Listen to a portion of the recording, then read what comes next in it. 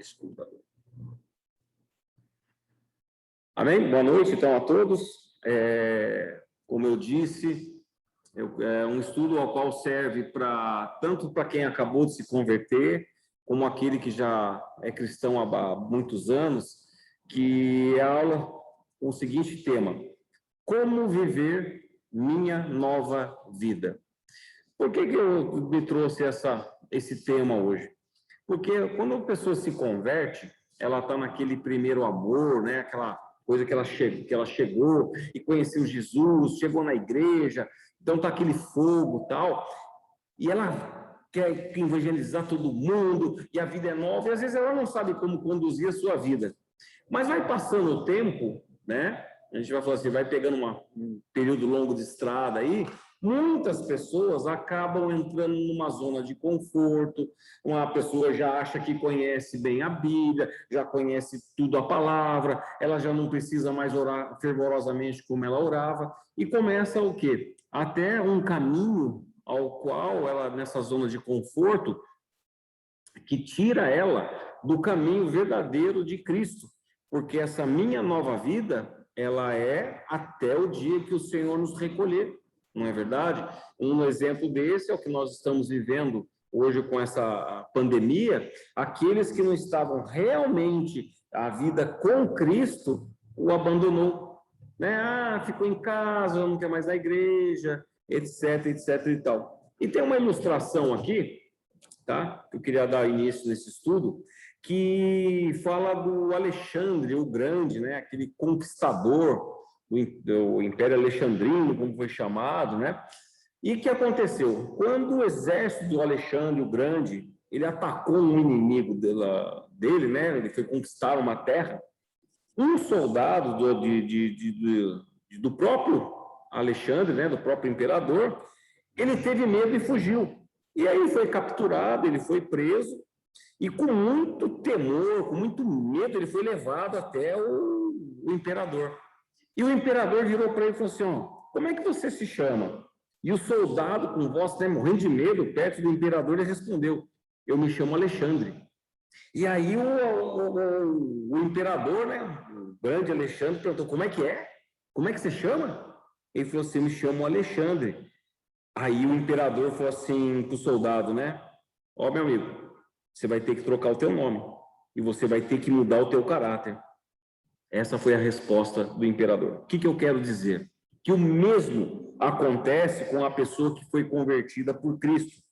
Ou tem o nome de crente e muda de vida, ou continua a sua velha vida e se diz que é crente. Entendeu? O seu modo de vida, quando a gente aceita Cristo, tem que condizer com a nossa fé. Tá? Daqui para frente, quando a pessoa começa a caminhar com o Senhor, ela precisa andar em novidade de vida, como é falado lá em Efésios.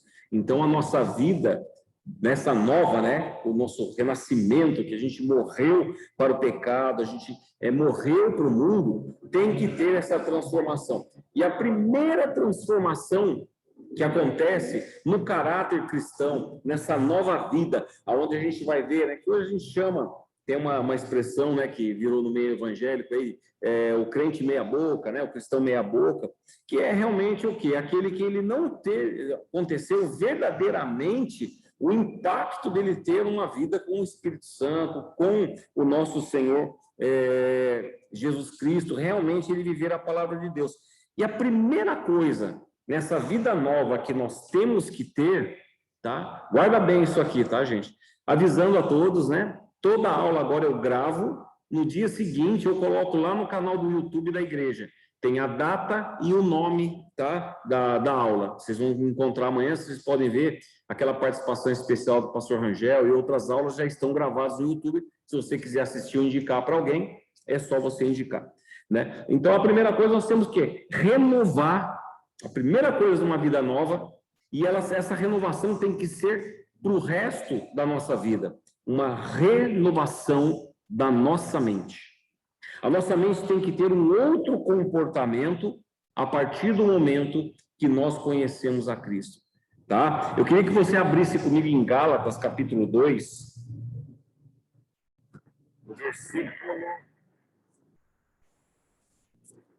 Gálatas capítulo 2, versículo 19 e 20, tá? Vai dizer assim: aqui apóstolo Paulo falando, versículo 19, a seguinte passagem: porque eu, mediante a própria lei, morri para a lei, a fim de viver para Deus. Estou crucificado com Cristo.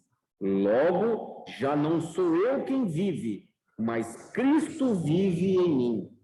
E se viver, que agora tenho na carne, vivo pela fé no Filho de Deus, que me amou e a si mesmo entregou por mim.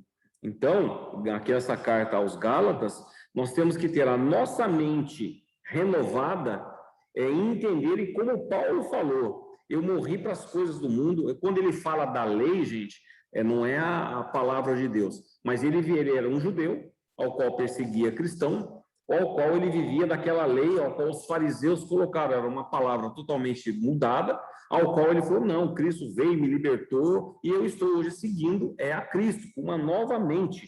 E é onde nós temos que ter essa mente renovada. A nossa mente, a gente não pode pensar mais, eu acho, eu faço, eu acredito. Não, nós temos que andar como Cristo, da maneira que o nosso Senhor Jesus Cristo quer que cada um ande. Então, eu sempre falo assim, toda vez que a gente vai tomar uma atitude, a gente vai fazer algo, principalmente quando envolve pessoas, eu aprendi isso e tenho usado muito na minha vida, sabe? Mesmo que seja dentro da minha casa, uma coisa com a minha esposa, eu tento sempre colocar, às vezes a gente até fala, olha, se fosse Jesus, será que ele fazia isso? E é verdade. Uma decisão, por exemplo, eu vejo algo acontecendo de errado, e naquele momento posso ficar assim, né, que a gente também, às vezes, pode ficar meio acalorentado e tal, parar e pensar assim, o que Cristo faria no meu lugar? Onde a gente vai começar a ver que a gente sempre está errado. Essa é uma das chaves do Evangelho, essa é uma chave da palavra de Deus, que todos nós cristãos, quando a gente começa a analisar perante Cristo e perante a palavra, que a gente sempre está errado. Hoje, quanta coisa eu fiz errado perante Deus, quantas coisas que a gente pensou errado perante Deus, não perante os homens. Mas a gente sempre vai estar errado porque nós somos pecadores, né? Então, essa mente nossa tem que estar mudada para ter essa visão, para que a gente conduza a nossa vida numa paz. A nossa mente tem que mudar de acordo com o caráter de Cristo, com a personalidade de Cristo, do nosso Senhor, nosso Pai, tá? Romanos, abre comigo aí, Romanos capítulo 12, também nos ensina, voltando um pouquinho à Bíblia,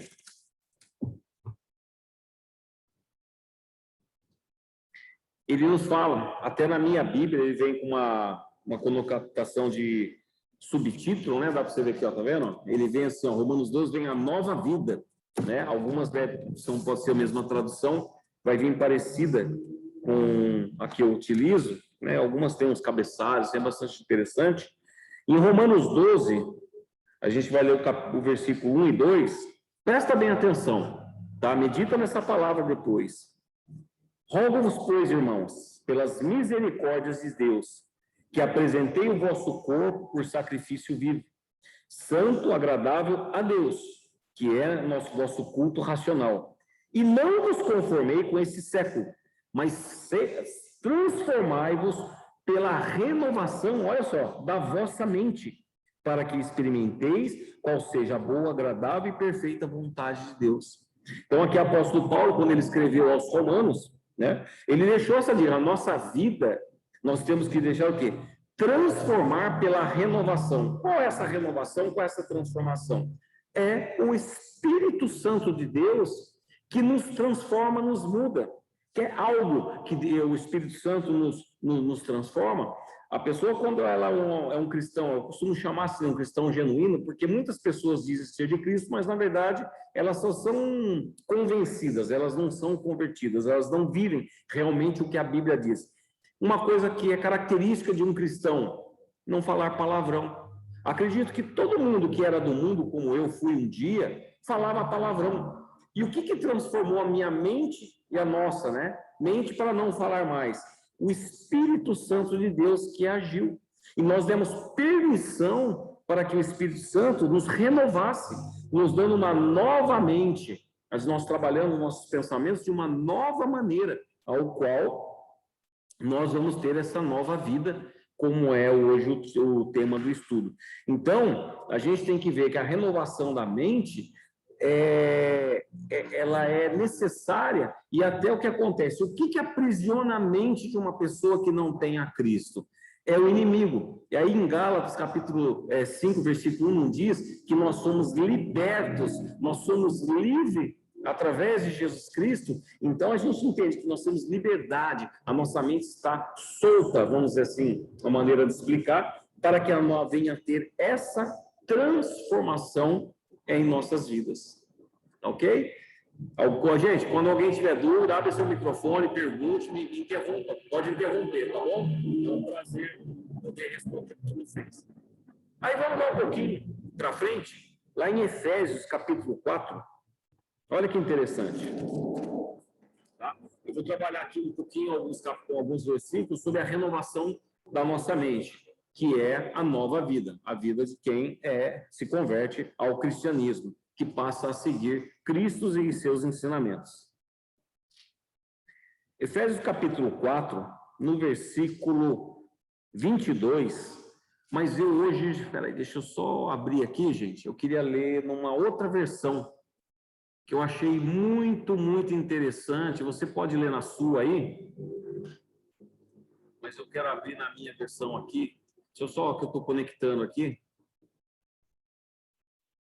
Eu até fiz uma anotação. Só um minutinho, gente. Eu estou só abrindo aqui. Bem rápido. Efésios. A minha versão é aquela revista atualizada, né, que eu uso, a Ferreira Almeida, mas alguns trechos eu gosto de utilizar uma versão mais moderna, né? E as novas traduções que tem, que dá assim para a gente ter um entendimento melhor. Efésios, capítulo 4, versículo 22. Ó, me acompanhe na leitura aqui, ó. Versículo 22. Nessa minha tradução está assim, ó. Então, se desfaçam dessa velha natureza má, o velho eu, que era parceiro dos seus maus caminhos, completamente apodrecida, cheia de imoralidade e de engano. Versículo 23. Agora, as suas atitudes e os seus pensamentos, tudo deve estar constantemente mudando para melhor. 24. Sim, você deve ser uma pessoa nova e diferente, santa e boa, ser vista desta nova natureza. Olha que interessante, né? Na nossa versão mais tradicional, ela vai estar escrito assim. Eu quero ler também para que você acompanhe. No sentido de que, quanto ao trato passado, vós despojeis do velho homem, que se corrompe segundo a sua concupiscências do engano. Concupiscência, gente, deu branco. Eu ia falar, mas deu branco. Não é vergonha. Deu branco, pastor, me ajuda aí. Pior que para mim também. Orgulho, né? Do engano, continuando. 23. E vos renoveis do espírito do vosso entendimento, e vos revistais do novo homem, criado segundo Deus, em justiça e retidão, procedentes da verdade. Tá? Então, aqui ele vai falar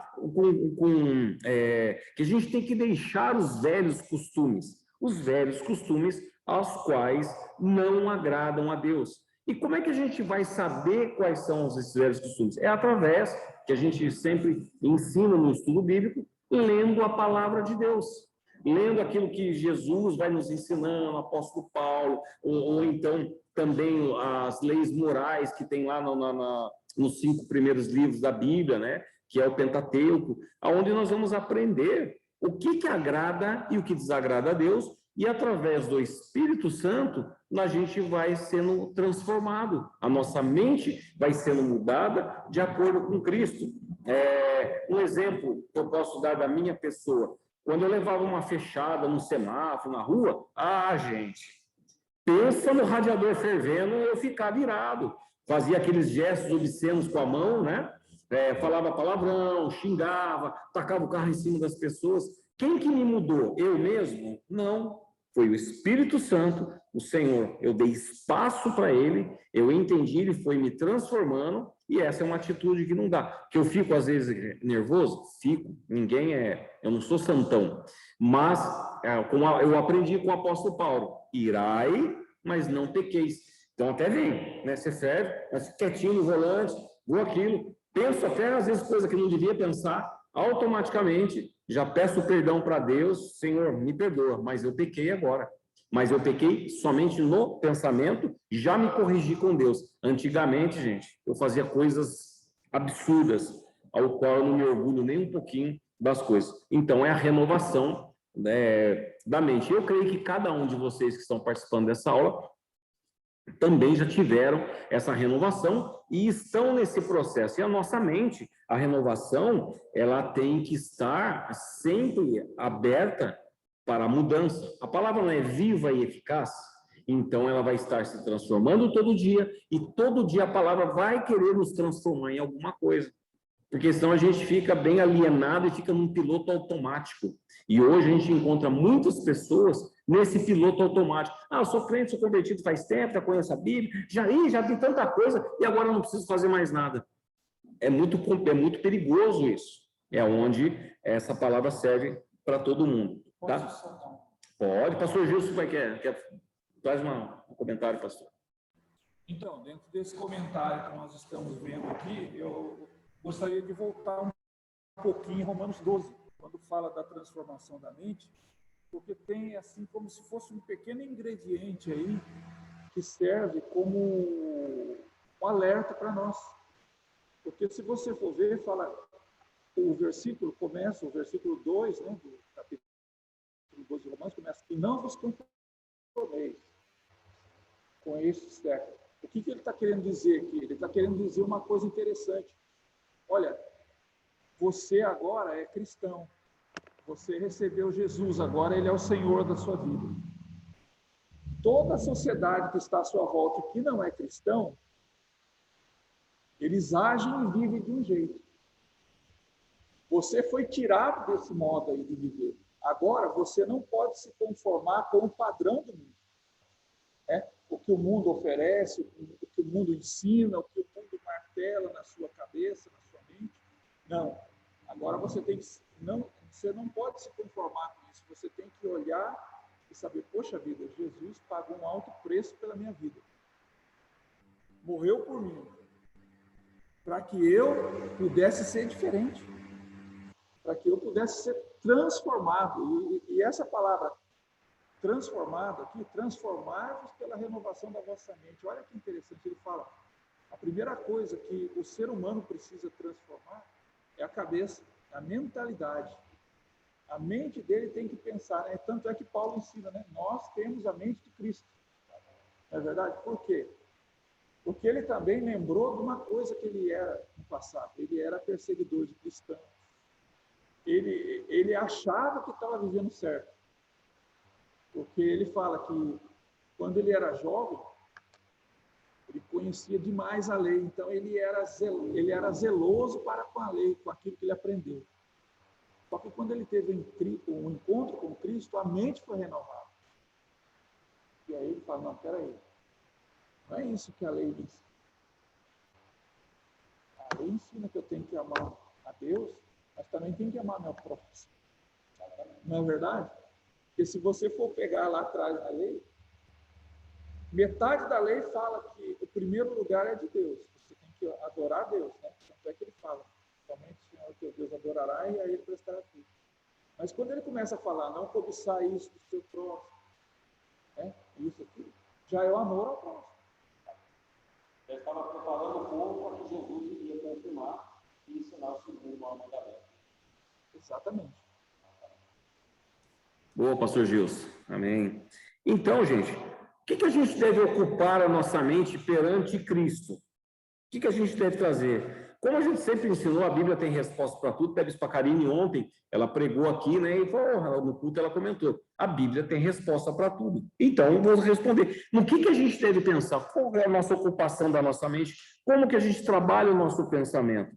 Lá na carta a Filipenses, tá? Filipenses capítulo 4, versículo 8, a própria Bíblia vai dizer assim, no que a gente deve pensar? Como é que a gente deve ocupar a nossa mente? Como é que deve ser para que haja essa renovação da nossa mente, que tem que ser constante, tá ok? E essa renovação, gente, muda o nosso comportamento, muda a maneira de a gente agir. Que a gente pode... Você pode ter uma opinião de alguma coisa e essa renovação faz você abrir a sua mente para que você mude, às vezes, de opinião. Isso não é vergonha. Porque se é o Espírito Santo que está fazendo a gente mudar de uma opinião, a mudar uma maneira de agir, de fazer alguma coisa baseado na palavra, isso é perfeito, isso não é errado, não tem nada de nem vergonhoso isso aí. Isso a gente tem que entender, que é um prazer a gente estar vivendo essa transformação, porque é Cristo que muda a nossa mente, tá? E aqui fala, Filipenses capítulo 4, versículo 8, tá? Eu vou ler naquela outra tradução. Aí depois a gente volta para a nossa normal, porque ali fala de uma maneira bem gostosa de entender. Vamos lá. Filipenses, capítulo 4, está no lugar certo aqui, versículo 8. Olha só que interessante, gente. E agora, irmãos, ao terminar esta carta, quero dizer-lhes mais uma coisa. Firmem seus pensamentos naquilo que é verdadeiro, bom e direito. Pense em coisas que sejam puras e agradáveis e detenham-se nas coisas boas e belas que há em outras pessoas. Pense em todas as coisas pelas quais vocês possam louvar a Deus e alegrar-se com elas. Olha que interessante essa tradução. Né? Então, olha só a direção que o apóstolo Paulo nos dá. Eu vou ler agora, tá, gente, na versão revista atualizada, que às vezes atua dessa maneira, mas ela quis dizer a mesma coisa. Finalmente, irmãos, tudo que é verdadeiro, tudo que é respeitável, tudo que é justo, tudo que é puro, tudo que é amável, tudo que é de boa fama, se alguma virtude há e se algum louvor existe, seja isso o que ocupe o vosso pensamento.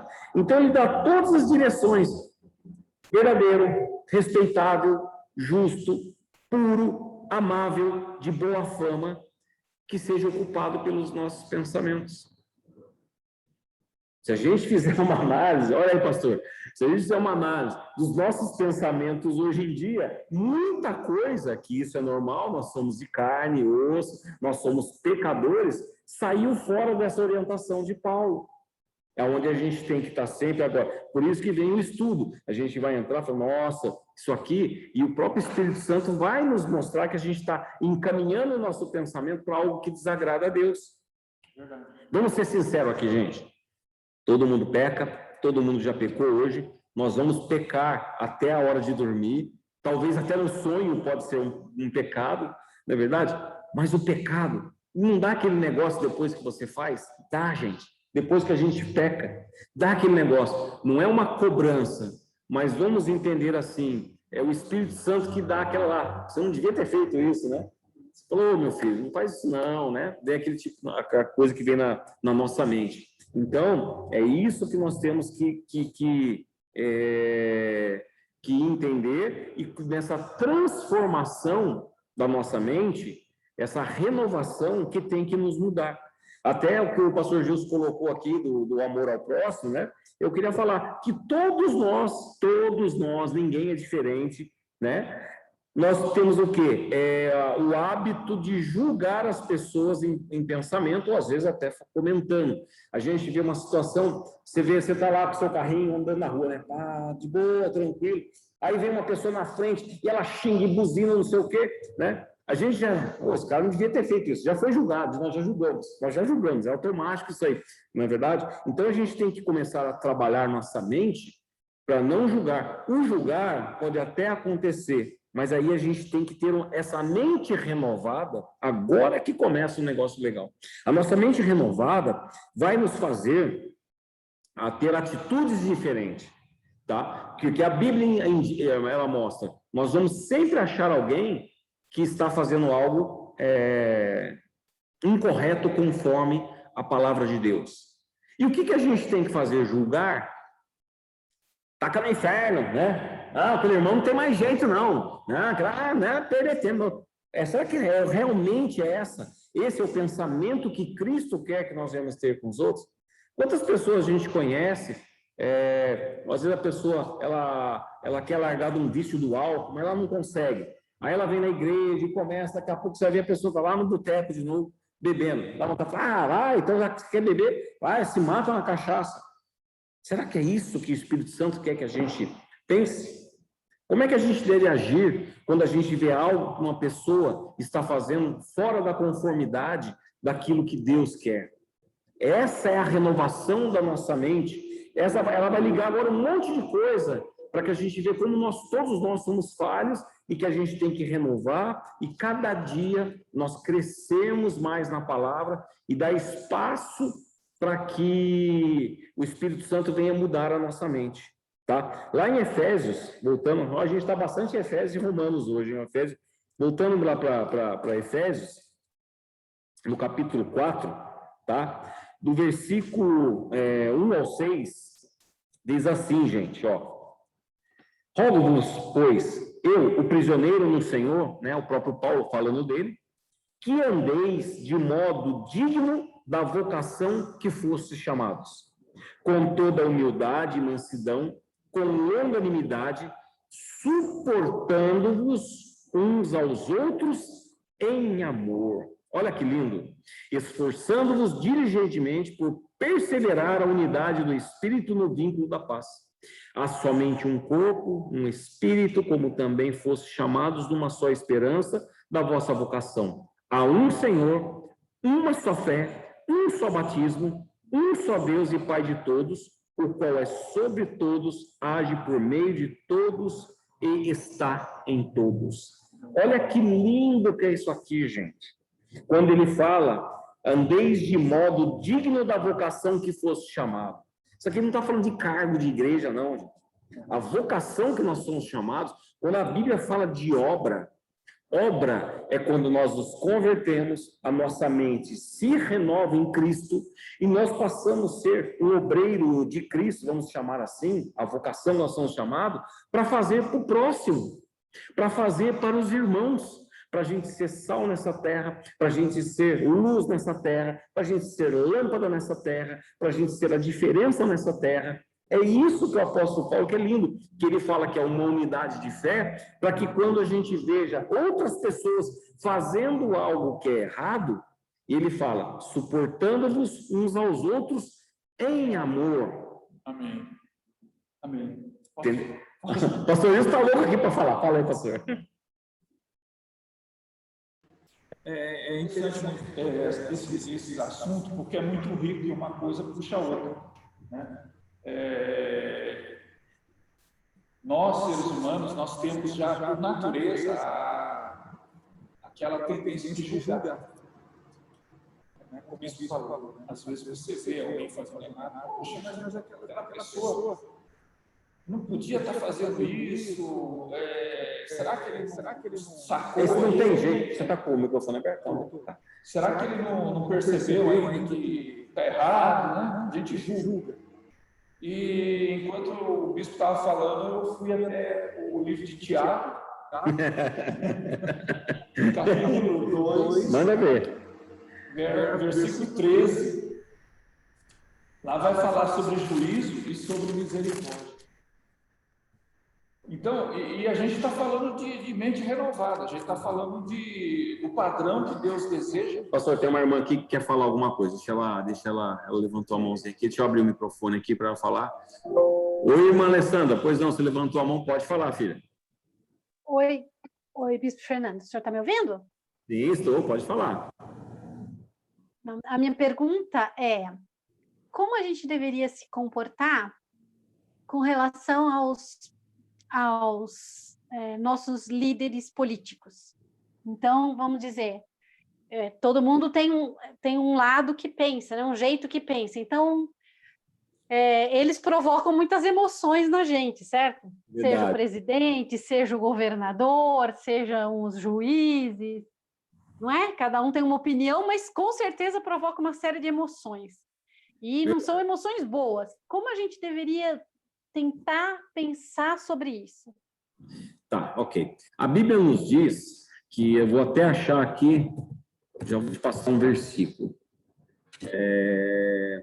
Romanos 13. Romanos 13, isto.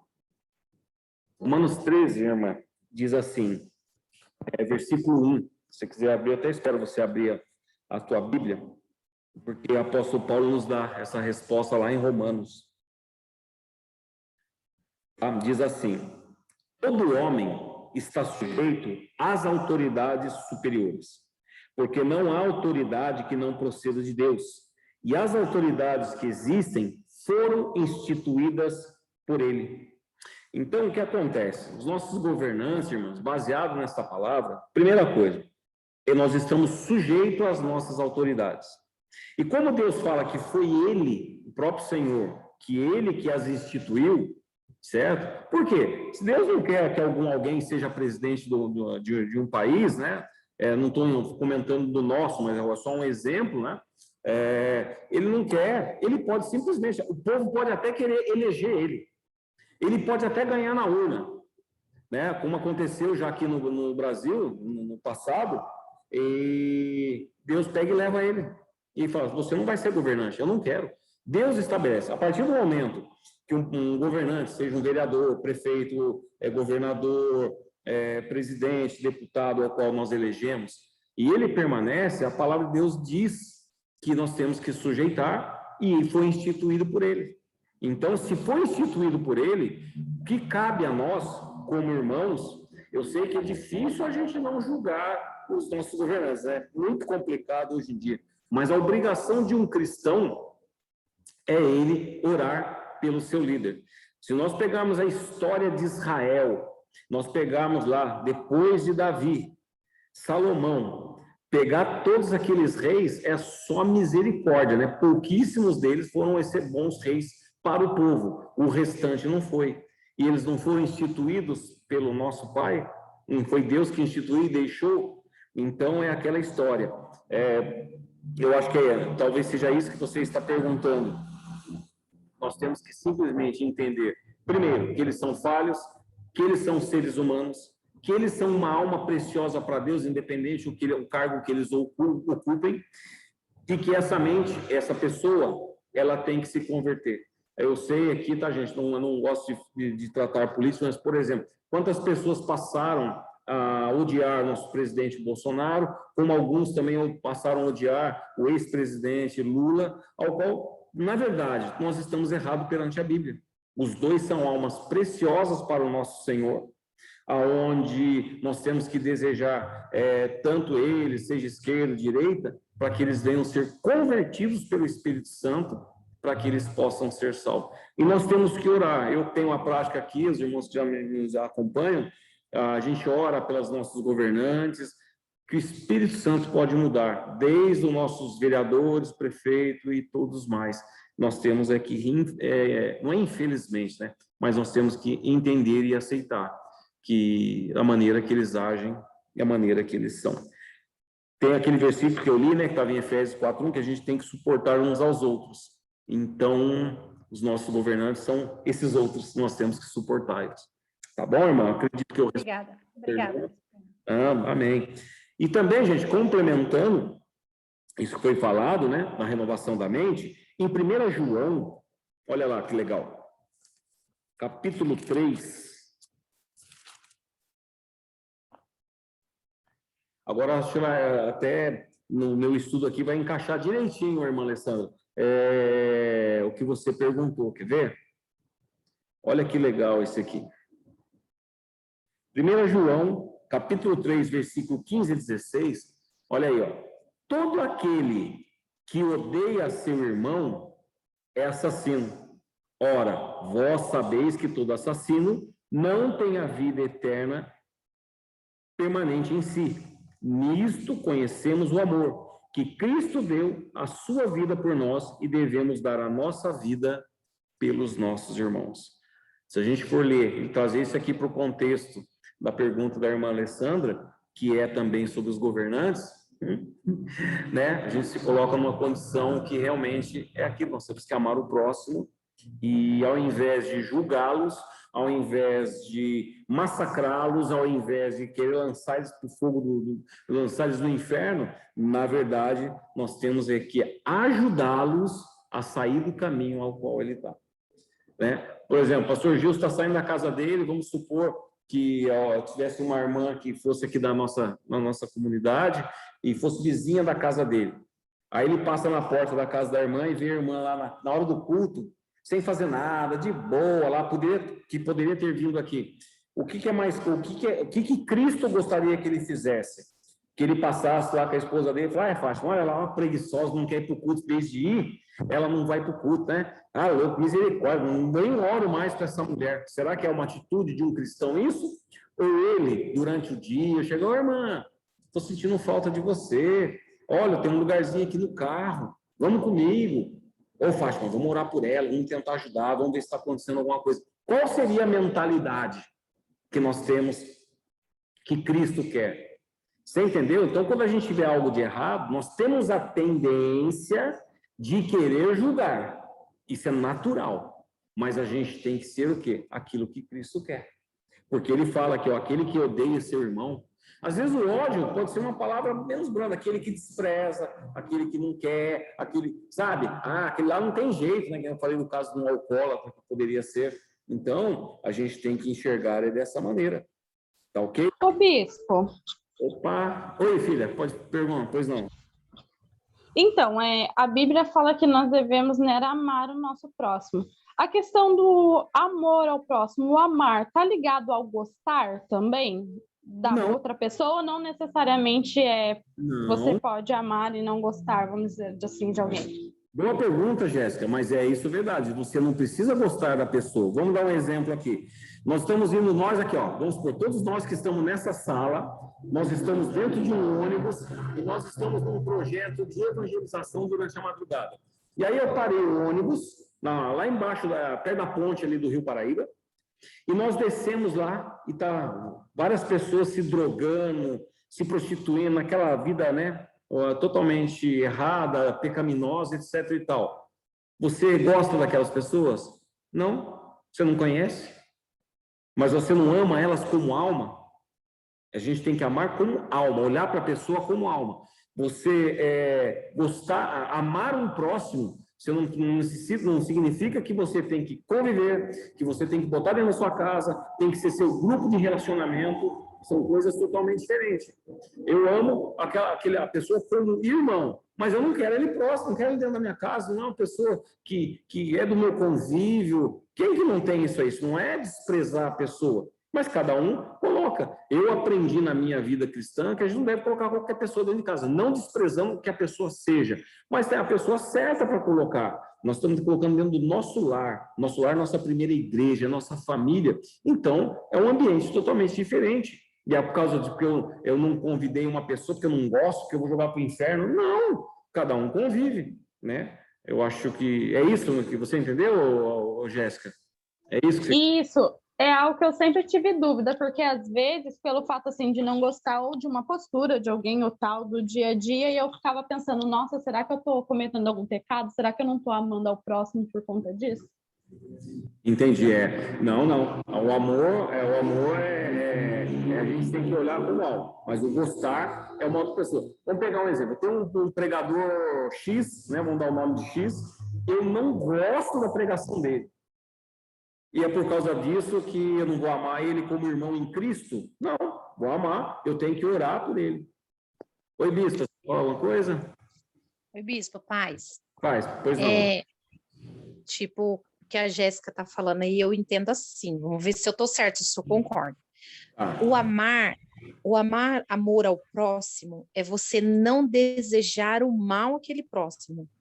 É você não falar, nossa, tomara que a pessoa morra, sabe? Assim, aquelas coisas ruins. Você, tipo, pode não gostar, né? Mas quando fala de amar, é você amar sem desejar, você não deseja o mal para aquela pessoa, não é isso? Também eu posso até acrescentar alguma coisa, e você não julgar aquela pessoa pelo que ela está fazendo. O amor é fazer, ajudar aquela pessoa a não ser daquele jeito. Deixa eu ajudar e colocar ela no caminho, tá? Isso. Um exemplo que eu dei aqui do pastor Gilson, que fez uma situação fictícia de um vizinho colado na casa dele, que está deixando de vir à igreja, e o amor, qual é o amor? É tentar resgatar, tentar mostrar para aquela pessoa o que ela está perdendo, que ela está, tipo assim, poxa, vamos lá, mudando a situação, ela estava assistindo novela lá, sem fazer nada, e sabe que ela está de boa. Tipo assim, irmão, você está vendo novela aí, né? Vamos para a igreja, tentar resgatar. Olha o que você está fazendo, você está perdendo de receber uma palavra, você está recebendo de ser abençoado. Isso é o amor, tá? Agora, o pastor Justo ama ao vizinho como em Cristo, mas é uma pessoa que não precisa ter aquela convivência do dia a dia. Não é verdade? Pode, lógico, pode. Também vejo assim, também tem essa situação, né, do amar a pessoa, também é você desejar para ela o que você gostaria que acontecesse com você. Porque, por exemplo, sabe aquele negócio, até a gente fugiu um pouquinho do assunto, eu ia comentar aqui do versículo de Tiago, e cai bem sobre isso, né? Porque, para você quer juízo ou quer misericórdia? É uma coisa para se pensar. Porque, por exemplo, quando a gente olha para o próximo assim e fala, poxa, mas aquele cara lá, ele vai se ver com Deus. Então, na realidade, quando eu estou falando isso, eu estou desejando um juízo para ele. Quer dizer, ele vai, perdão pela expressão, ele vai se dar mal lá com Deus. Porque ele só faz coisa errada. Então, é isso mesmo, a vida dele tem que ser essa. Então, quando eu penso dessa forma, a minha mente foi renovada. Exatamente. Porque eu tenho que amar o meu próximo como a mim mesmo. Então, o bem que Deus faz para mim, eu tenho que desejar esse bem para mim. É como assim, né, pastor? Você olha a pessoa, porque não faz tudo errado. Mas a gente passa a ser errado quando a gente não ajuda ele a fazer o certo. Exatamente. Não é? Quando, por exemplo, você fica omisso, passa lá, vê a vizinha e não faz nada. Não. Certo? Você fala, você já jogou ela no inferno julgando, mas você não fez nada. Quer dizer, pior para você do que para ela perante Deus. Vocês sabiam disso? Exatamente. Ó, tem uma passagem aqui que está em 1 João, capítulo 4, versículo 20, que eu vou ler aqui, talvez isso aqui também vai complementar, acho que vai ser bem legal. O 20 e o 21, nessa versão aqui viva, diz assim, ó. Se alguém disser, olha só como é que é forte isso aqui, gente, vai encaixar direitinho, pastor. Se alguém disser, eu amo a Deus, porém continua odiando, né, ou não gostando a seu irmão, é um mentiroso. Porque se não ama seu irmão que está bem diante dele, como pode amar o irmão que nunca viu? E foi o próprio Deus quem disse que uma pessoa deve amar não somente a Deus, mas também seu irmão. Fechou? Ou seja, né? Eu amo a Deus, eu estou cristão, eu estou tal. Mas vê alguém fazendo algo errado e não ajuda, ou pelo menos tenta mostrar o caminho para aquela pessoa, a gente passa, principalmente aquele que julga, né? Tá errado, não sei o quê. Tá? É lógico, gente. Pode ser que isso aqui dá margem para muitos casos, cada situação tem que ser analisada com carinho, com calma, né? Tem aquelas pessoas que não querem ajuda, não querem ser ajudadas, se fecha de uma maneira que não deixa. Então, aí a ajuda é no joelho, na oração, etc. É uma série de coisas ao qual não cabe no contexto da aula, senão a gente não vai sair daqui. Tá ok? Então, primeira coisa, para que a gente continue uma vida nova e tenha uma vida nova, numa constância até o dia, ou Deus nos levar, nos retirar aqui da terra, ou o arrebatamento de Cristo, a primeira coisa é renovar nossa mente. Porque quando começa na mente, vai trazer o segundo item dessa aula, que é o quê? Relacionamento com Jesus Cristo e com o Espírito Santo. A primeira pergunta que vem na mente de uma pessoa, como que eu relaciono com o Espírito Santo? Como que eu me relaciono com Jesus Cristo? Né? Como a gente fala, você tem que buscar mais, vamos buscar mais o Senhor. A gente fala, às vezes, a pessoa, mas como que eu faço? A primeira forma, gente, de relacionamento, se você tem a sua mente renovada, se você crê que Jesus morreu, ressuscitou, você crê na presença do Espírito Santo, você crê no Senhor Jesus, que Ele está, que Ele te ouve, etc. e tal, então você tem que se relacionar com Jesus, porque se a gente não se relaciona com Ele, a gente não consegue também ter a renovação diária da nossa mente. Imagina só, se você, toda vez que você estiver fazendo algo, você sempre se lembrar, olha, do meus lados aqui, um está Jesus, o outro está o Espírito Santo. Mas você colocar na sua cabeça mesmo, Jesus e o Espírito Santo estão aqui comigo, como eles realmente estão. Você conseguiria falar um palavrão perto deles? Hein? Já não consegue, né? E aí, como é que a gente vai ter o relacionamento? Na palavra chamada oração. O que é oração, gente? Às vezes, as pessoas têm um conceito de uma tradição que é ruim, que é imputada dentro do nosso país, dentro daquilo que a gente é formado, dentro dessa tradição católica, que a oração é ficar repetindo palavras, o horário certo. Gente, não é nada disso, Deus não precisa nada disso, nosso Senhor. Jesus Cristo, quando ele foi crucificado, ele rasgou o véu, deu acesso direto ao Pai. Oração vem de oratória, vem de conversa, vem falar. A oração é importantíssima na vida de uma pessoa. Eu vejo que aquele crente preguiçoso que não quer orar, Deus já sabe de todas as coisas, o que eu preciso orar? Deus já sabe o que eu preciso, sabe?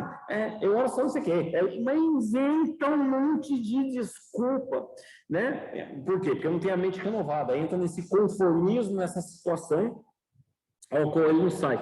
Olha só, lá em Jeremias 29, olha só o que o profeta Jeremias fala sobre oração. Jeremias 29, 12.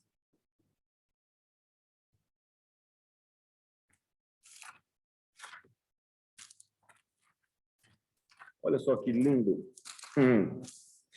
Jeremias 29, 12 e 13. Jeremias fala assim, ó. Deus falando, né? Deus falando através de Jeremias para o povo. Então, me invocareis, passareis a orar a mim. E aí o que Deus fala? E eu vos ouvirei. Aí 13, buscar-me-eis e me achareis, quando me buscardes de todo o vosso coração. Ou seja, o próprio Deus falando, passeis a orar. Você tem que orar, porque a hora que você ora, eu te ouço. Ou seja, aquilo que a gente ensina. Crente que não abre a boca, não ora. Crente que não fala com Deus, ele não ora. Ele está falando, abre a tua boca, fala comigo que eu te ouço. Que ele fala assim, se você me busca em oração, se você me chama, eu te atendo. Mas as pessoas não fazem isso.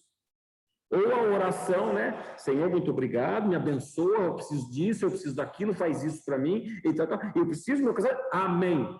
Você não tem relacionamento com Deus. Né? Deixa eu ver quem está na sala. Todo mundo casado aqui. Quando você conheceu o seu cônjuge, você não conversava com ele, né? Você conheceu, vamos namorar? Vamos. Você não falava mais. Aí depois você fala, vamos casar? Vamos. Vamos ter filho? Vamos. Foi assim a sua vida? Não. Né? Eu fico vendo o Gilson quando ele fala aqui da gata dele, a namorada dele, né? A pastora Fátima, né? Que ele teve que ir lá para, né, cantar ela, jogar um charme, ela olhava para ele, né? Tem uma historinha aí, né? Ela pensou que era rico. Ela pensou que era rico, tá vendo? Não foi assim, gente. É assim, relacionamento. Você conhece, você conversa. E não é só chegar para Deus, eu quero, faz para mim. Você acha que Deus vai atender uma oração de uma pessoa assim? Né? Então, vamos entender aqui o que ele está falando. O próprio Senhor através dessa passagem, e também tem lá em 1 Tessalonicenses, capítulo 5, versículo 17, que eu não vou nem abrir. É o menor versículo da Bíblia, mas ele resume em 3 palavras: orai sem cessar. Aí, se você fala muito com Deus, você conhece Ele mais. Se você conversa mais com Deus, você fica mais do que chegado dele, não é? Do Espírito Santo, você fica mais amiguinho de Jesus. Quando mais você fala, mais ele fala com você, menos coisa errada você faz para ele, porque você está conversando com ele. É como se nós tivéssemos aqui oração, você pega o carro, sai para a rua conversando com Jesus e começa a falar para ver se você faz alguma besteira no meio do caminho, se você xinga alguém, se você serve o radiador, né, que é o brinco de falar. Não. Então, se faz alguma coisa errada, um pecado, você deixa de fazer essas coisas quando você tem relacionamento com Deus. Vou falar uma coisa para vocês, tá? Não estou julgando ninguém, mas é uma experiência que a minha vida me trouxe. Toda vez, um pastor até que me falou, toda vez que alguém fala muito, eu oro bastante, eu oro porque eu passo a noite orando, porque essa pessoa está mentindo, ela não faz nada. Porque a pessoa que ora, ela não precisa falar nada para ninguém. O Senhor mesmo falou assim, o que você faz com a mão direita, a esquerda não precisa saber. A única pessoa que tem que saber é Deus, que é o seu relacionamento com Ele. O pastor até brincou, a pessoa fica falando que fica conversando muito, passa até ser fofoqueira. Brincadeira, velho. Fofoca com Deus não tem. Mas é verdade. A pessoa que fala que muito ora, e eu comecei a prestar atenção, não, porque eu oro, porque eu falo. Que pena, né? Ainda está cometendo 2 pecados. O primeiro, não orar, o segundo, está mentindo que está fazendo aquilo lá com Deus. Tá joia? Nesse relacionamento, com essa mente renovada, vai acontecer algo importante na vida de um cristão. Que ele vai fazer o quê? Ele vai se santificar. Que a gente tem a palavra técnica, santificação, que está em 1 Pedro, capítulo 1, versículo 16. Olha que legal.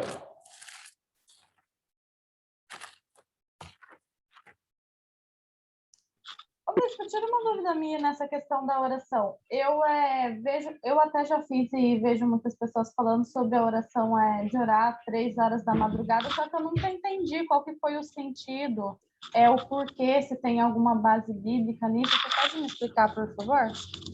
Posso. Deixa eu achar o versículo aqui. Qual som que está aquele?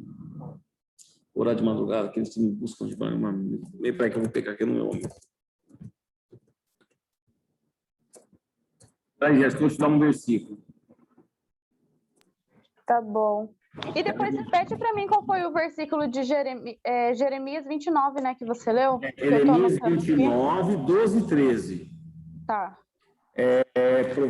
Acho que é Provérbios 8, 17. Quer ver?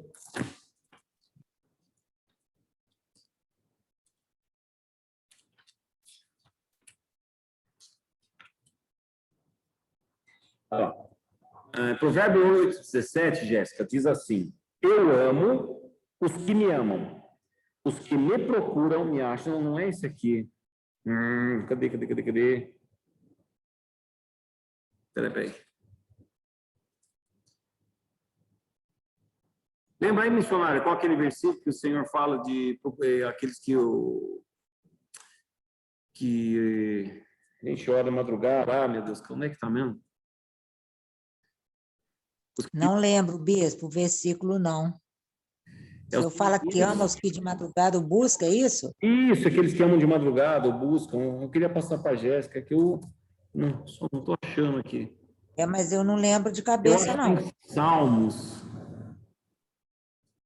É os que de madrugada me buscam, me acharão. Acho que alguma coisa assim. Salmos. Tem até pessoas que gostam de brincar e falar que na madrugada a fila é menor, né? Porque pouca gente que ora na madrugada. Aqui, ó. Bispo, eu acho que é Provérbios 8, 17.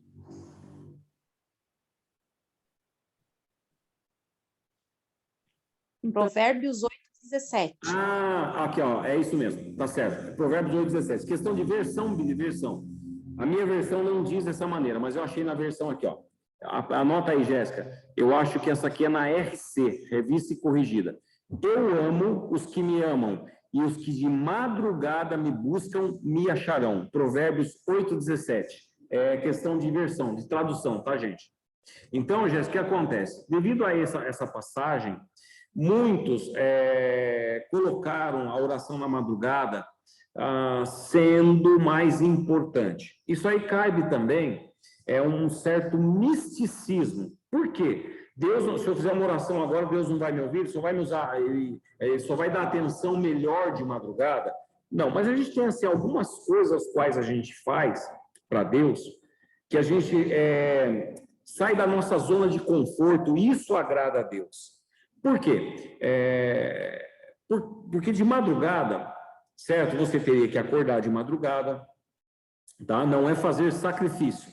Deus abomina quem faz sacrifício, porque Jesus Cristo já se sacrificou por nós. Mas ele é aquele que se esforça. Então, acordar de madrugada, você concorda que acordar todo dia 3 horas da manhã, para quem tem a rotina de um dia, diária, aquele que trabalha, tem a sua jornada de trabalho durante o dia, de madrugada você está fazendo um esforço. E de madrugada, quietinho, naquele silêncio, fica até mais gostoso de falar com Deus. Você se sente mais liberdade, se sente mais gostoso. Quem conhece a minha casa, a minha sacada, quantas vezes de madrugada eu vou lá e fico falando com Deus, ali olhando para o tempo de madrugada, né? Pessoas fazem campanha, eu já fiz muita campanha de oração de madrugada, pelas minhas filhas, pelo meu casamento, e minha esposa. Às vezes a Ana fala, Fernando, vamos fazer 40 dias de oração, todo dia 3 horas da manhã. A gente vai. Então, a oração é a mesma. Falando com um monte, uma vez eu escutei uma moça, crente, ela falando assim, eu preciso um monte, porque lá no monte Deus me ouve. Eu falei, como é que é? Deus só te ouve no monte, você precisa ir num monte para Deus. É a mesma coisa, monte. Tem gente que mistifica monte, que as coisas lá no monte vai acontecer, que no monte... Não. Deus pode fazer um sobrenatural lá no monte, ele faz na igreja, faz na casa da gente, ele faz na rua. Você pode encontrar com alguém, a pessoa ser tomada no espírito e acontecer. As pessoas mistificam o monte. É mais gostoso por quê? Primeira coisa, você fez um esforço, é o que eu falo. Você podia estar em casa, vamos pegar no inverno, aqueles dias bem gelados, você podia estar em casa, debaixo da sua coberta, sem fazer nada, assistindo um filminho e tal. Você fala, não, eu estou predisposto a ir buscar a Deus. Então Deus se agrada. Ele falou, olha lá, ele saiu do conforto dele por minha causa, Jesus está falando. E no monte, o que acontece? Nós estamos perto da natureza, celular não vai atrapalhar, que nem, não sei se vocês escutam aqui, volta a passar ônibus, tal, faz barulho, tira a nossa atenção. Então, não se pode tornar um lugar místico, é o que normalmente muitas pessoas têm, e levam, na pergunta Jéssica, a oração de madrugada como se ela fosse muito mais poderosa e melhor que de qualquer dia. Não, Deus é mesmo durante o dia ou durante a noite, mas ele ama aqueles que buscam por causa do seu esforço, tá? É isso que o Senhor... E eu achei um versículo aqui que Davi disse que ele orava também de manhã. Ah, é? Aí, ó, o pastor Gilson falou que orava com o versículo, pastor? Salmos 5:3. Como é que fala? Lê pra gente. De manhã, Senhor, ouves a minha voz. De manhã te apresento a minha oração e fico esperando. Mas a gente pegar em Tessalonicenses, orar e sem cessar, significa que a gente tem que falar com o Papai do Céu toda hora, todo instante. Mas é assim, quando você faz um propósito, você faz um voto de madrugada, alguma coisa no monte e tal, lógico que Deus enxerga que é algo de uma maneira diferente. Tá ok? Respondeu a sua pergunta? Na realidade, esses Respondeu sim. Legal. Esses versículos são para, como a gente pode dizer, para mostrar que qualquer hora é hora para Deus. É verdade. Gente, já deu 9 horas, eu não terminei o estudo. Eu ia falar agora sobre santificação, tá? Sobre santidade, mais umas coisinhas. Eu gasto acho que uns 20 minutos para terminar. Vocês querem? Eu deixo a critério de vocês. Vocês querem continuar? Se alguém tiver problema de horário, a gente para por aqui e eu termino na semana que vem a aula. Eu queria pegar que cada um e desse um ok, não pode, porque eu respeito muito que eu falei que o estudo era das 8 às 9. Você tem algum problema de horário, pastor? O pastor está tranquilo aqui. Olha lá, já uma pessoa deu ok, uma mãozinha ali. Se vocês puderem colocar o símbolozinho de positivo ou negativo, olha lá, mais uma deu ok.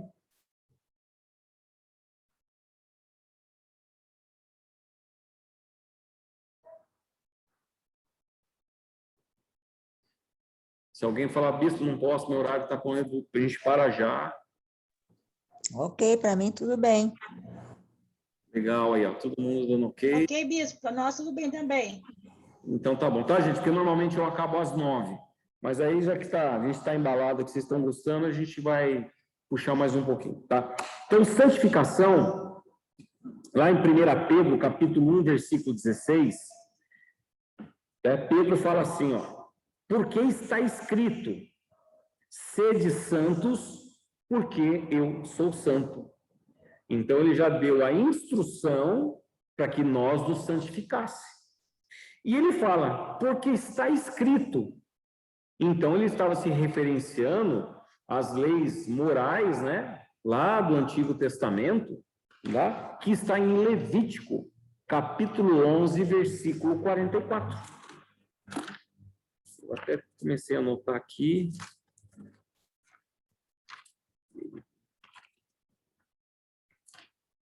Vamos lá, o terceiro livro da Bíblia. Levítico 11.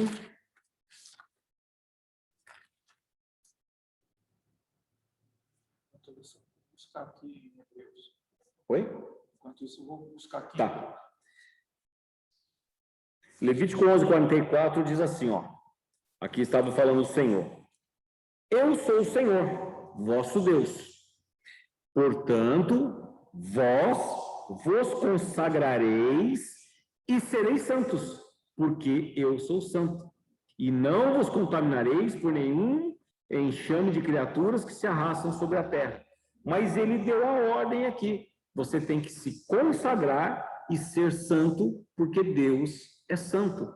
Então ele fala, né, que o apóstolo Pedro está falando ali para nós, é a santificação. E o que é a santidade em nossa vida? Porque é muito falar, tem que ser santo, santificar. Gente, santificação significa renúncia.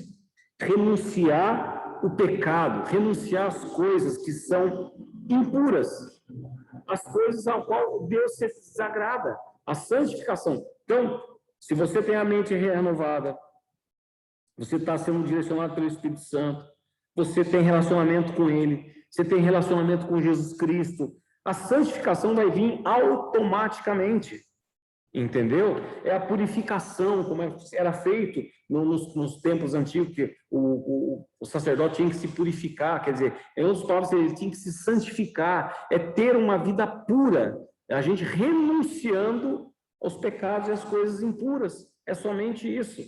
Não é ser santão, eu sou santão, eu sou tudo certo, 100% certo, tá, pastor? Eu não erro, eu não falho. Não, isso não é santificação, isso é ser uma pessoa totalmente mentirosa, se torna até prepotente, arrogante, porque eu sou perfeito, eu só sei que o único perfeito na história da humanidade é Jesus Cristo. Eu sou falho, muito falho, eu erro pra caramba, gente. E eu sei que todo mundo erra. Então, a gente tem que... O que é a santificação? Tentar errar menos. O pecado, uma vez eu dei uma aula para vocês, o pecado não significa errar o alvo. Então, a santificação é tentar acertar o alvo. É isso que significa a santificação. Você quer falar alguma coisa, pastor? Sim, lembrando, Hebreus, né? O escritor de Hebreus, capítulo 12, 14, fala assim, seguir a paz com todos, né? E a santificação, sem a qual ninguém quer verá o Senhor. Tá aí. Acho que esse versículo fecha, né? Fechou? Fechou, tá bem autoexplicativo para vocês. É o tipo daquele versículo que é direto, que é claro, né? Você não vai ter dúvida disso, né? Nunca. Tá? A gente tem uma outra passagem aqui, que eu queria encerrar o assunto de santificação, só para vocês verem a condição. Josué, capítulo 3, versículo 5. Olha o que Deus fala sobre aquele que se santifica. Josué, capítulo 3, versículo 5.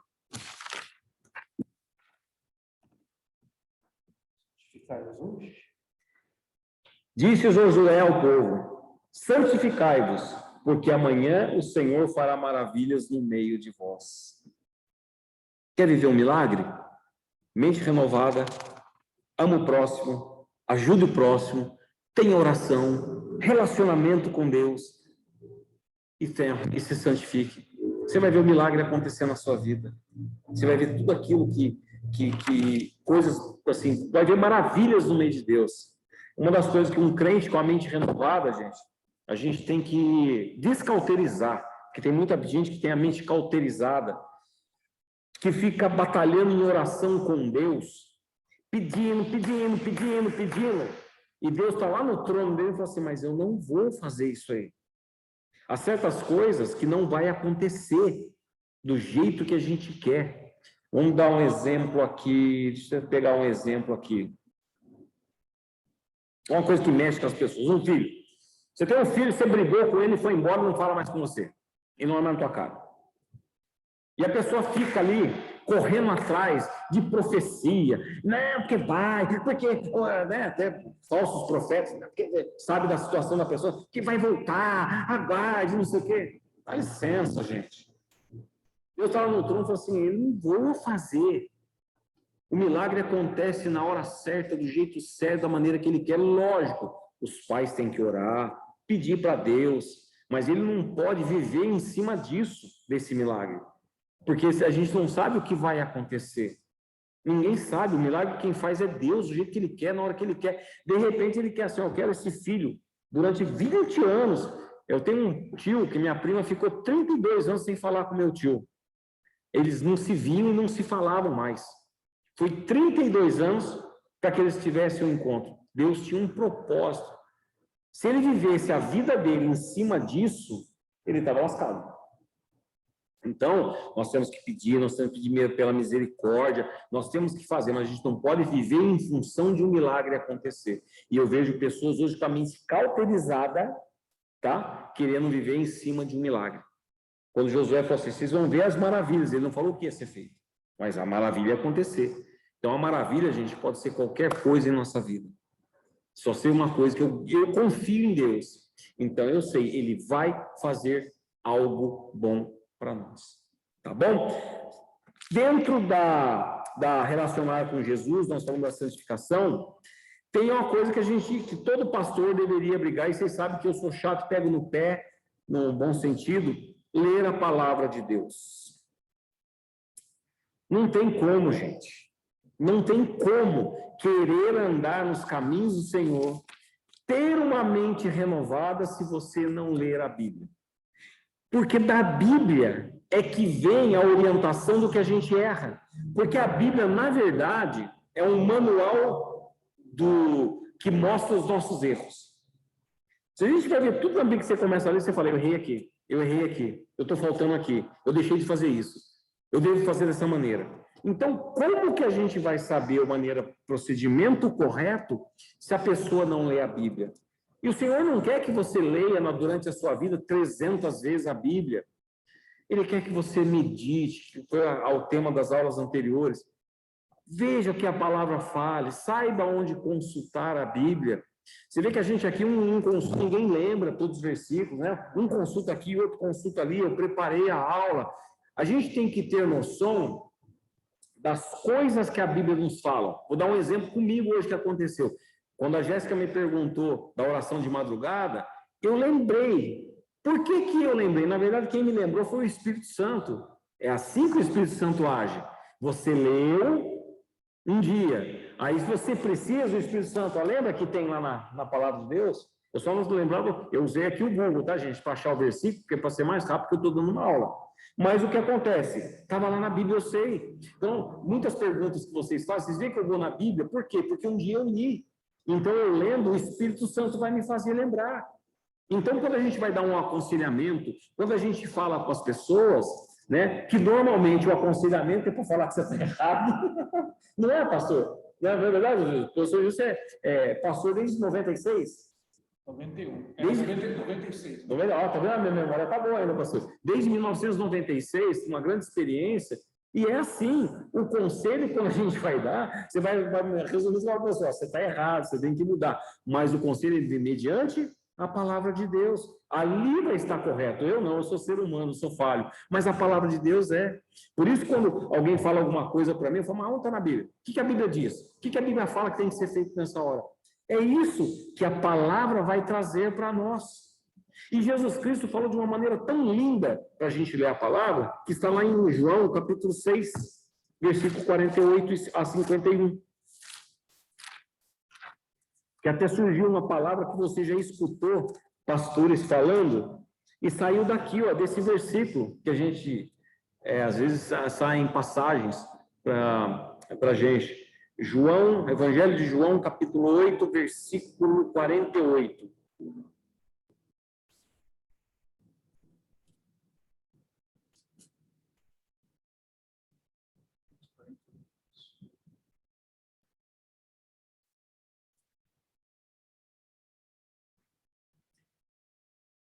Responderam, deixa eu ver, João 8, deixa eu ver se eu não peguei, peraí, gente, eu acho que eu peguei errado. É João 6,48, perdão.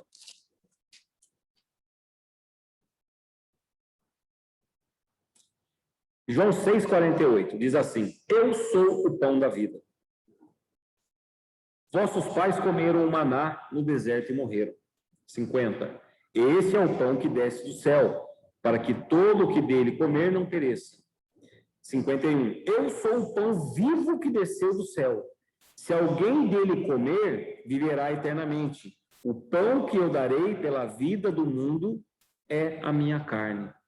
Ou seja, essa expressão que ele fala, o pão que te darei o mundo é a minha carne, ele está se referindo ao quê? Cristo, lá em 1 João, lá em João capítulo 1, versículo 1, fala que ele é o verbo. E o verbo significa palavra. Vem a expressão, você tem que comer a palavra. A gente não vai falar que você tem que comer a Jesus Cristo, né? Mas comer a palavra vem daqui, comer o pão da vida que é Cristo. Porque se Cristo é a palavra que alimenta o nosso espírito, alimenta a nossa alma, alimenta matando a nossa carne, né? Esse alimento que vai ser tipo assim um antibiótico para a nossa carne, vamos chamar assim, né? Que a nossa carne é podre, a nossa carne é uma enfermidade, aonde ele vai nos alimentar. Por isso que é necessário a leitura da palavra, porque ela vai fazer tudo na nossa vida. A gente retornando algumas aulas atrás, em 2 Timóteo, capítulo 3, versículo 16, vai resumir isso aqui. Por que é necessário? Tá? 2 Timóteo 3, 16 e 17. Que fala assim, ó. Toda a escritura é inspirada por Deus. Né? Toda a escritura é inspirada por Deus. É útil para o quê? Para o ensino. De quem? De quem lê. De quem está estudando a palavra, como nós estamos fazendo. Isso aqui é útil para o ensino. Para repreensão, lembra que eu falei que a palavra vai falar que tudo a gente está errado? E é verdade, a gente é sempre errado, porque a gente é pecador. Para correção e para educação na justiça. Ser educado o quê? Na justiça de Deus, porque Ele é justo. Ele é justo. Aí ele vem continuando, a fim de que o homem de Deus, que somos nós, né? Seja perfeito e perfeitamente habilitado para toda obra. Ou seja, o que ele quer dizer habilitado para toda obra? A obra é o nosso chamado de servir a Cristo. A própria palavra, a leitura, o aprendizado da palavra nos torna aptos a serem cristãos. É isso que Deus está falando. A palavra de Deus é que nos torna a sermos filhos de Deus. Porque é através da palavra que nós seremos vitoriosos, nós conseguiremos vencer o mal e conseguir irmos para o céu. Porque nós vamos obedecer a palavra de Deus que vai nos transformar. Então, voltando ao tema de hoje, como viver minha nova vida? Como viver? Baseado na palavra de Deus. Mateus 6, 33 e 34, muito conhecido, mas eu quero falar para encerrar esta aula, que é a famosa passagem, né? Buscai, pois, primeiro lugar o seu reino e a tua justiça, e estas coisas vos serão acrescentadas. E o 34, portanto, não vos inquieteis ou não se preocupeis com o dia de amanhã, pois o amanhã trará os seus cuidados, basta ao dia o seu próprio mal. Ou seja, aquilo que nós falamos, nós demos o exemplo, eu dei o exemplo de um filho que foi embora, que fez alguma coisa. Jesus está falando assim, ó, viva cada dia. Viva cada dia. Faça aquilo todo dia. Viva o seu próprio dia. Que ele já fala, já basta o próprio mal desse dia, né? As coisas mal que aconteceu hoje, pensamento ruim, pecado que cometemos, coisas que aconteceu, notícia triste que chegou, coisa que aconteceu, já basta. Não adianta querer ficar jogando para o dia seguinte, para depois, que vai trazer o quê? Ansiedade, que vai trazer desconforto. Então, é isso, uma nova vida. Resume-se na palavra de Deus, e na palavra de Deus traz a confiança em Cristo, a gente tendo a certeza que Deus é a nossa fortaleza. É isso que é o estudo de hoje, para todos nós. A gente manter uma vida constante. Hoje eu estava falando com um pastor, amigo meu, e falando sobre essa situação que nós estamos vivendo hoje, e aí a gente comentando, né, sobre... foi ali que me veio a vontade de dar essa aula, ali o Senhor tratou comigo. O que Deus está fazendo no meio das igrejas, no meio cristão. As igrejas não estão perdendo membros, na verdade está sendo retirado das igrejas aquilo que Deus não quer. Calma aí, gente, não me interprete mal. O que eu estou querendo dizer? Muitas pessoas estavam dentro da igreja, mas estavam somente de corpo presente. Muitas pessoas estavam se achando cristãs, mas elas não eram. Muitas pessoas estavam indo numa igreja por conveniência, ou para buscar uma bênção, um milagre. E Deus, ele faz o milagre quando ele quer, na hora que ele quer, do jeito que ele quer. Não é dentro de uma igreja, não é a pregação que vai trazer um milagre. Lógico que Deus pode usar alguém, uma pessoa pode ter dado um dom de cura e curar um câncer dentro de um culto. Não é isso que eu estou falando. Estou dizendo das atitudes das pessoas, que Deus não estava se agradando, porque as igrejas no mundo deixaram de ter pessoas dentro dela. E aí Deus, você pode ver que quem permanece dentro das igrejas são aqueles que eu até falei para o pastor, falei assim, pastor, o senhor larga de Cristo? Ele falou, não, ele até brincou assim, né? Eu posso estar largado da mulher, mas de Cristo eu não largo. Eu acho que ele não vai, porque eu sei que ele ama a esposa dele, são uma só carne, são bênção, mas foi uma maneira dele expressar que eu entendi. E é a pura verdade. Nós não, se fecha a igreja, eu não largo de Cristo. Então, nós estamos aqui. Conheço vocês, não, às vezes não tão profundamente, mas alguns aqui eu conheço, eu sei que não larga de Cristo. A gente pode passar perto, a gente pode passar necessidade, mas o nosso Senhor a gente não larga, porque a gente confia nele e nós sabemos que ele estará sempre conosco a nos ajudar. Essa é a vida que a gente tem que ter desde o dia da nossa conversão, a conversão que eu chamo de genuína e verdadeira, e manter uma constância, sempre com a mente aberta, sempre com o coração aberto, sempre sendo renovado, deixando a palavra renovar e agir dentro de cada um de nós. Eu sei que essa aula parece até uma pregação, mas né? Dá uma pregação e tanto isso aqui, mas é isso que vocês têm, todos nós temos, né? Não é eu que eu sou um pastor, todos nós temos que entender a nossa caminhada. Eu sei que muitos têm alicerce. Eu, quando me converti, gente, eu aprendi o meu primeiro caminhar, ela está aqui na aula hoje, uma missionária Carminha, ela já era pastora, já era convertida há muito tempo, já tinha uma grande experiência, e eu falava para ela assim, a senhora é meu pilar. Por quê? Porque ela tem um caminho de Cristo. Ela é uma cristã que a gente olha, e eu sei que pessoas olham para mim, para o Gilson, para vocês, e olham para a gente como uma referência. E é isso que é ter uma vida constante em Cristo. Por onde a gente vive, por onde a gente passa, aquilo que a gente faz, aquilo que a gente fala, seja para louvar e adorar o nosso Senhor. É isso, gente. Isso que é manter uma vida em Cristo. Essa é a nova vida quando nós nos chamamos de conversão, né? Nos convertemos a Cristo. Amar os irmãos, mantermos uma vida comum, vivemos em união, mesmo como a Jéssica falou, não gostando daquela pessoa, sermos um cristão, e orar, ajudar naquilo que é possível. Como a irmã Alessandra colocou sobre os nossos governantes. Orar. Você pode achar o governante a pior raça, um ladrão, um safado, um sem vergonha.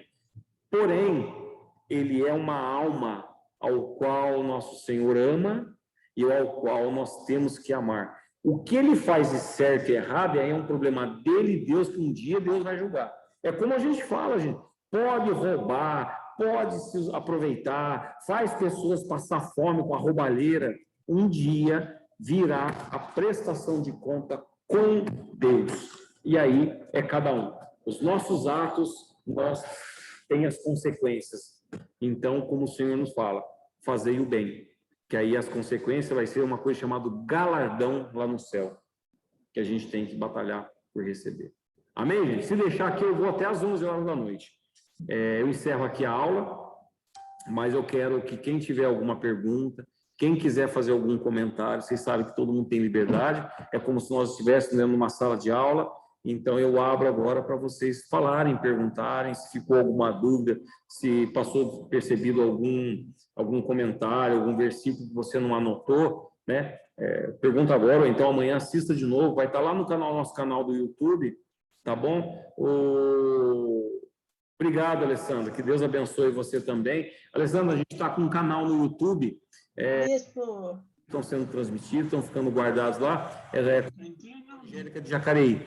Tem essas aulas e outras também, poucas, né, que eu comecei a gravar agora, vão ficar lá, tá? Se vocês gostaram da aula, se der, indica para um parente. Isso, Fernando? Ação, gente. Eu faço nesse grupo Não está entrando, reunião, porque vocês podem perguntar, a gente tem como interagir, tá? Já me falaram, faz live. Live eu não acho legal, porque a live é só eu que falo, ninguém não tem interação, tá bom? Então a ideia é ter uma sala mesmo de aula, uma sala de estudo. Vai lá no verdinho? Falar.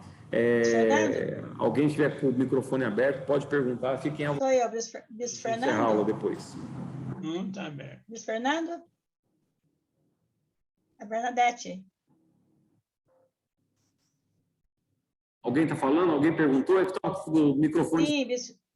Pois não. Pois não. Bispo? Oi. Bernadette, o senhor está me ouvindo? Estou, sim, senhora. Estou, Bernadette. Eu esqueci de anotar aqui Efésios, Bispo. Foi rapidinho, não deu tempo de apertar. Efésios. Deixa eu ver aqui para você, eu te passo. Eu fechei a Bíblia. Olha, eu falei alguns versículos de Efésios. Eu falei o Efésios 4, capítulo 4, versículo 22 ao 24. 22, 24, ao 24, né? E depois eu falei do Efésios, capítulo 4, do versículo 1 ao 6. Tá. Essa é o primeiro que eu não tinha anotado, do 4 ao 22 ao 24. Isso. Vou ler aqui depois. Tá joia, tá bom. Bom, obrigada, bem. Amém. Mais alguém tem alguma pergunta? Alguém quer fazer algum comentário? Por favor.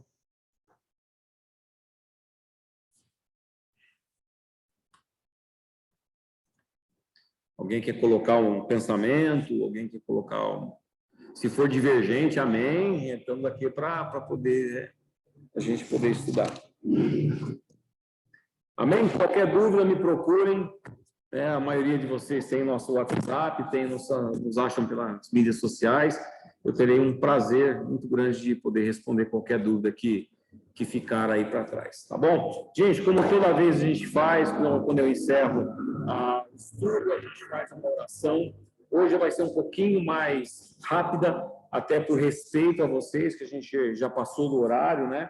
Então, sei que vocês têm seus afazeres, né? Que nem a minha esposa, ela tá louca lá em casa, assim, já desesperada para fazer janta. Ela ama fazer janta para mim. Ana, já vai amassando a batata para você fazer um nhoque bem gostoso para brincadeira. Vai chegar, vai ter pipoca. Isso eu não deixar para mim fazer, né, Jéssica? Tá bem? Tá bom, gente? Então vamos fazer uma oração. Eu quero já começar, como a irmã Alessandra comentou, vamos orar pelos nossos governantes, né? Que a gente sabe que, infelizmente, dentro do nosso sistema governamental tem pessoas boas, mas tem pessoas más com intenções ruins, né? Cada dia os noticiários é só corrupção, roubo, aquelas coisas absurdas, né?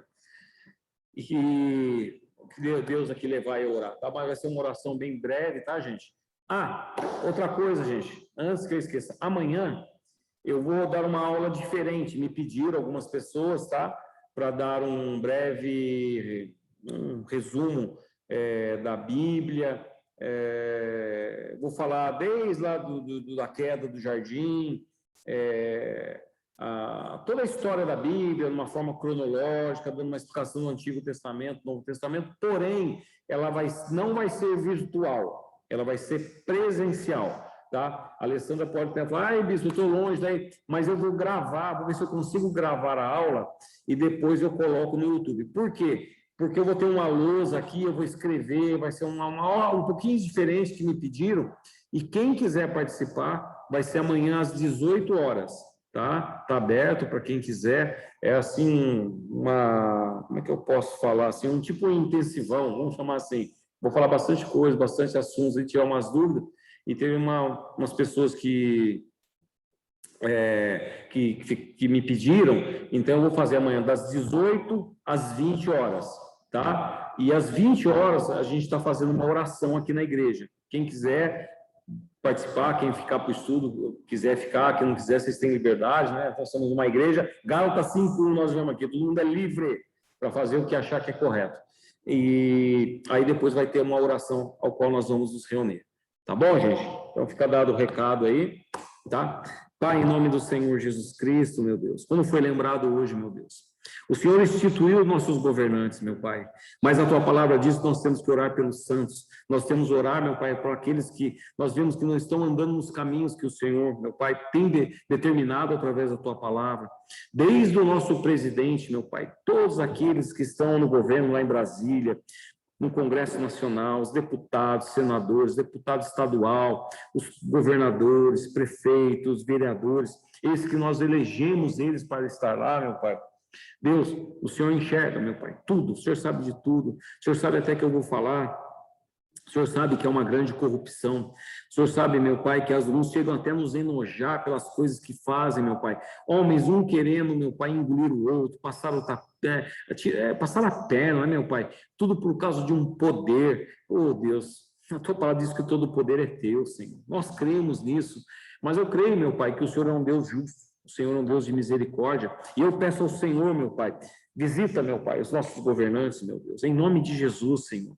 Visita, meu Pai, que através das mãos deles, que a Tua palavra diz que o ímpio, meu Pai, ele pode, meu Pai, o Senhor usa ele para abençoar aqueles que são Teus, mas não somente os Teus, meu Pai, que a população tem pagando um preço muito alto, Senhor, por causa dessa corrupção, por causa, meu Deus, da ganância que existe nesse governo, meu Pai, desde o mais baixo escalão até o mais alto, Senhor, todos querendo tirar proveito, é um país, meu Pai, onde as pessoas querem levar vantagem, meu Deus, em nome de Jesus, que o Senhor possa mudar, meu Pai, como o Senhor mudou reinados durante essa história, o Senhor derrubou reis, meu Pai, eu não estou pedindo o Senhor derrubar nosso presidente, meu Pai, mas o Senhor pode mudar, derrubando o coração dessas pessoas, o sentimento, que eles venham trabalhar em prol ao povo, que eles venham entender que eles já têm o salário, eles são dignos do salário deles, meu Pai. Mas não, meu Pai, digno de pegar aquilo que não pertence a eles, que isso é roubo, meu Pai. E o roubo leva as pessoas, meu Pai, à condenação eterna. Que o Senhor tenha misericórdia, meu Pai, daqueles que estão nos hospitais, filas, meu Pai, onde existem países onde pessoas estão morrendo, como na Índia. Isso é a pouca informação que chega através de nós, morrem na rua, meu Pai. Como nós sabemos que aqui em cidades no Brasil, aqui também aconteceu, pessoas como lá na Amazônia, que nós vimos noticiados, pessoas que chegavam na porta do hospital, não tinha lugar. Oh, Deus, tem misericórdia das famílias daqueles que ficam, meu Deus, porque nós temos ciência que o Senhor, meu Pai, leva as pessoas na hora que o Senhor quer. Não é o Covid que mata, não é a falta de oxigênio, é porque chegou a hora, meu Pai, porque o Senhor, meu Pai, a Tua palavra diz que o Senhor é o dono da vida e o Senhor é o dono dela, o Senhor dá e tira, é o Senhor, então está nas Tuas mãos. Aquele que não morreu na porta do hospital, meu Pai, poderia estar deitado numa cama, assim eu entendo, e o Senhor tirasse a vida ali. Mas, meu Pai, aqueles que ficam, a parentela, meu Pai, aquele que está sofrendo com dor, às vezes, meu Pai, um pai de família que foi e seus familiares estão ali sem ter o que comer, papai, oh Deus, que a comida venha chegar na mesa de todos, meu Pai, que venha chegar remédio, que venha chegar, meu Pai, principalmente o amor, o carinho, a tua palavra venha ser, meu Pai, por esses que estão aí esparramados nesse país, levando a provisão, Senhor. Aqueles, meu Pai, que nem são cristãos, aqueles que não são, mas têm um coração bom, mas eu sei que o coração bom não vai levar ao teu reino. Que eles venham ser evangelizados às vezes, meu Pai. Eles estão levando comida à casa de um filho teu, que ele possa receber, meu Pai, e ali semear a tua palavra. O ímpio entra, meu Pai, com alimento físico, mas o justo entra, meu Pai, com alimento espiritual na vida desse. Abençoa os casamentos, meu Pai. Ô, Senhor, as notícias chegam de maridos que estão batendo em mulheres, espancando, até mulheres que batem em seus maridos, meu Pai. Espancamentos de filhos, meu Pai. Ô, Deus, tem misericórdia dessas pessoas, porque eu sei, meu Pai, que a agressão não parte de Ti, Senhor, mas vem ter o amor, Senhor. Meu Pai, nós sabemos que o inimigo está fazendo tanta coisa hoje, meu Pai. São tantas coisas que eu teria que falar contigo, meu Pai. Tantos casos que nós sabemos de coisas que o inimigo, meu Pai, tem destruído famílias, meu Pai. Eu peço e clamo ao Senhor. Como diz, nós falamos hoje, Jeremias falou, né, Senhor? Que se a gente se orar, se a gente parar para orar, o Senhor vai nos ouvir. E eu creio que essa oração chegou até o céu. Meu Pai, cada um que está aqui nesta sala, que o Senhor, meu Pai, entre com a providência, cada área que cada um precisa. Todos nós precisamos do Senhor em algo. Todos nós precisamos de um milagre em nossas vidas, meu Pai. Em nome de Jesus Cristo, que o Senhor, meu Pai, entre, meu Pai. Que o Senhor nos abençoe, mas principalmente que não deixe ninguém desviar do teu caminho. Que todos permaneçam firmes, que as nossas mentes venham ser renovadas, transformadas pelo Senhor, meu Pai. Em nome de Jesus Cristo, eu agradeço. Leva-nos agora aos nossos afazeres, meu Pai. Abençoa cada um. Seus lares venham ter, meu Pai, hoje uma tranquilidade, que a Tua paz venha reinar em nossas vidas, Senhor. É o que eu peço ao Senhor, que a Tua palavra garante que amanhã nós já temos um dia preparado pelo Senhor. E eu agradeço, porque a maneira que nós vamos viver amanhã já foi abençoada por Ti. Em nome de Jesus Cristo. Amém. Amém, meus amados? Muito obrigado pela presença de todos. A semana que vem, eu estou aqui pensando em um estudo, tá? Eu vou ver se eu tenho tempo de prepará-lo. Eu quero falar sobre um tema: casamento e a Bíblia.